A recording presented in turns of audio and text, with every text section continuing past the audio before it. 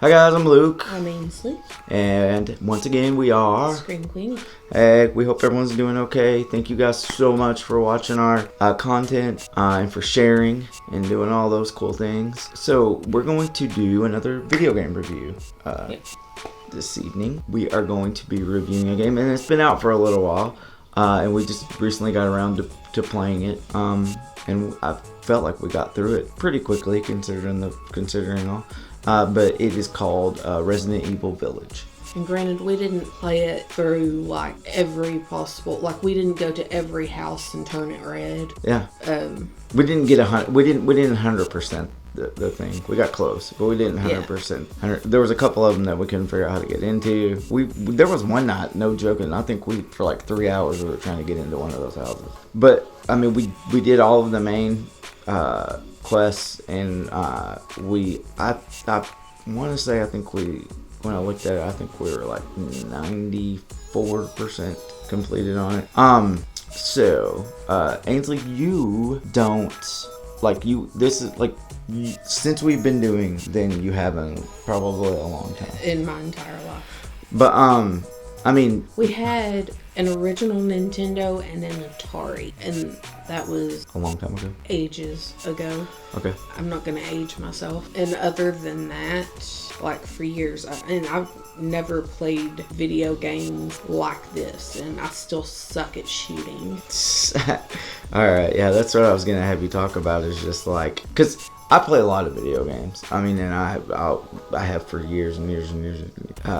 So I could have a certain perspective on it, right? But for you, as like what we would consider like a novice gamer, probably, like, what was your feelings on like the controls, all that kind of stuff? Well, first off, you had to take a Dramamine to play it. I did, yes. It screwed with my motion sickness, but like I said, I don't like shooting. I don't like having to do things quickly. Like if it's life or death and I have to shoot something or something's coming at me, that part I don't like. I like the quests, like the finding things, and then like going through each house that you could find, and like having it go from blue to red, and like, oh, I'm finished here, but then like you go to another level. So you don't like the action part of the action? Because I'm not good at it. So yeah, so what wound up happening was she did a lot of the fetchy stuff, and I did most of the action stuff. I mean, you got pretty good at shooting them. You got okay. You killed those chickens. And the pig. Yeah, with it. And the rams. Yeah, I'm never like, I mean, if I can choose between like being in like a third person or a first person, so like if I can see the whole body of the person and like move it around and do all that, I would prefer to have that instead of first person. It's always hard to get stuff centered and get things, and then I feel like it's harder to shoot with that too for some reason on stuff. I mean, I didn't really have any problems with the controls. I'm just not a huge like first person. Did you say the name of the video game? Yes, I did. You did? Okay. This is Resident Evil Village. I've already said it, but it's the latest in the Resident Evil series. So controls are, I mean, what you would expect. I didn't find any, like, I didn't feel like there was any like glitches on the game's part or anything that was extremely hard for somebody that had played video games as long as I had to be able to do stuff. However, I did find that some parts it was hard sometimes to know where to go and do things. Like if we were in the middle of an action sequence, like there's a part where you're like falling down stuff, and I figured it out, but sometimes it took some while. It also, because of the view, so this doesn't have to do with the control, but because of the first person view, I always feel like it's easier to get like turned around and lost, because you don't know sometimes where you've been or which direction you were facing before. So I think it, like, sometimes in some of those little like basement things and stuff like that, it was hard to know. That is one thing I got pretty good at, is reading the map. Yeah, well, and telling, or being able to tell like where to go based on the map. Yeah, you did good. Pretty good at that. Story-wise, I thought it had a really cool story to it. Toward the end of it, it got a little confusing. We had to look it up. Well, to kind of fully understand now, and to be fair, you hadn't played Biohazard, and I had, which was the like direct prequel to this. So like I went straight from that into this. Even with that, because it had been a while since I played that, and since they linked together so much, if you look at it, it's really like one massive game. But other than that, the story going through it was fun. I really liked the enemies, like the big bosses that they had in this were really cool. The graphics were good. There was some like where we would there were some things that made us jump in the game. There were some things that like made us laugh in the game. There were things that frustrated us here and there in the game. So it did what a game is supposed to do, I feel like. So I agree. My ability to give perspective on like all of those aspects on the game are greatly limited, especially compared to yours. But yeah, was not a fan of the first person. Made me very nauseated. I liked the big bad, although I never fought any of them. I would throw the controller at you if one came up. It was a good storyline. Like he said, not knowing the chapter before, I still could appreciate it. Some of it did get confusing. Yeah, all in all, I enjoyed it. Not being a video game person, that says a lot. You're kind of becoming a video game person.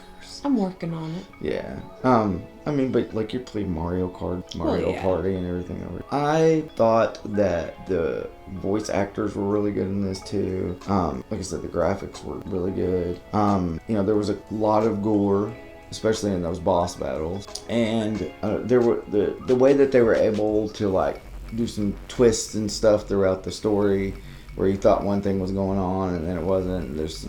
They did a good job of doing that. I do think that they tried to combine the games and put everything in a nice neat little bow there towards the end, even though it was kind of confusing. Like they attempted to do that, and I just think that was maybe a little too simplistic for the massive story that we got even in Resident Evil Village. Overall, I had a lot of fun with it. And hope you did too. I did. I think as far as like a screen rating on it goes, I think I'm gonna give this 3.5 screens. That's what I was thinking as well. 3.5 screens from you. I would suggest, if you're into Resident Evil, if you're into games like this, it's mature rated, so there's a lot of blood and gore and some scary stuff in there. Man, there's the one part where there's like a big, like deformed giant, like blob of a baby that's like chasing you, and that was creepy to me. Had to hide in the closet. Yeah, there was but that thing was like or whatever. Like it just was, I don't know. That was just creepy. A little unsettling and disturbing. So I would say check this game out.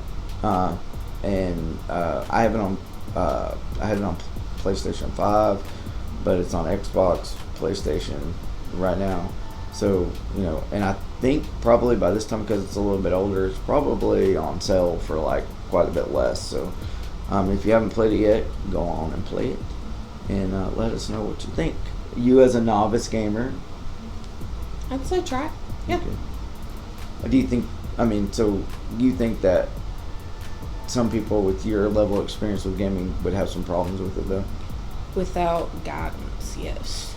Please like, subscribe, and share our stuff.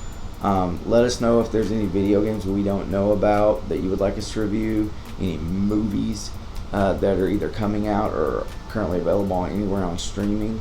We have access to most streaming services, and if there's anything else horror related you would like us to watch, read, play, anything like that, please let us know.